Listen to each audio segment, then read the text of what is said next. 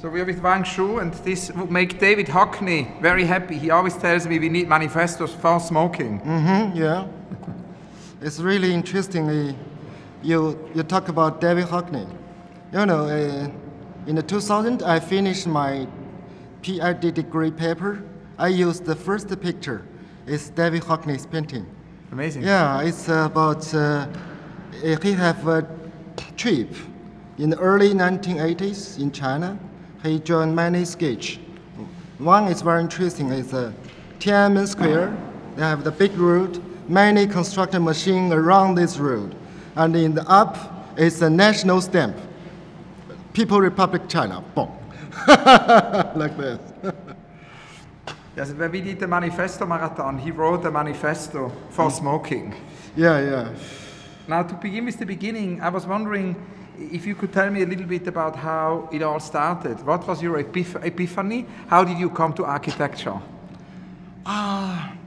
It's very interesting. It's I go into the university in the early 1980s, 1981. But in that time, in China, very few people, no people know what is architecture. So originally I want to go into art academy, I want to become a painter, but my family think if you become artist, if you have no money, no food, so they want me go into the technique university. I have a condition to my parents. If you can find professional things, it's in the technique university, but it also can painting. You have the painting. I will go to the technique university. So finally they find, oh, I find it. It's called architecture. It's in the technique school and you can painting.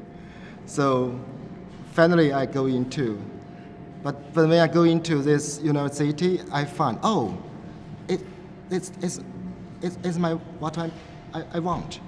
I like it.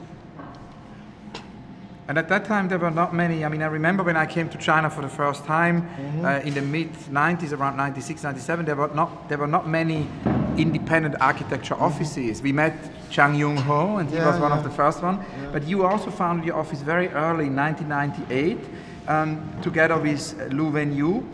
So I wanted to ask you if you can tell a little bit about the beginning of your practice and how it was to run an independent architecture practice in the 90s in China, and also why you call it the amateur architecture studio. Yeah. Its feeling is just about the 1980s in China. It's a very special time.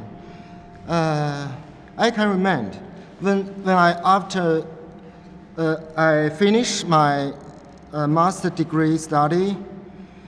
My feeling is very angry because in the school it's so many, they just teach old things, very boring, but I don't like it.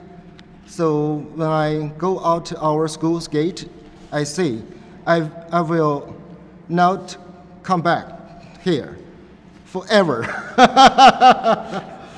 So I want to become very critic and independent architect. So after I go out of school, I didn't do any formal job, professional job. I just work in some interior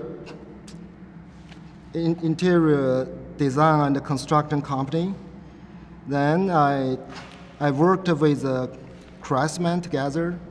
It's one day I found it's a very special situation. Originally, I study in the university as a scholar around me, but now in the table we eat the Chinese food. All the workers, farm workers, craftsmen is around me. But it's very important for me because I not just do the design. I also responsible for construction. I had to design, I had to buy all the material from the market, I have to do the schedule about the construction, I have to check the construction site. I really love this feeling. Every day when we have the works from morning, 8 o'clock, I stand on the side to the 12 o'clock in the night. So very physical. Yeah. I'm very interesting. How the carpenter they do his work, how the people they cast the concrete, everything. So it's very interesting. It's in fact we do many renovation works because I told everybody I didn't do interior design. I just do architecture inside the building.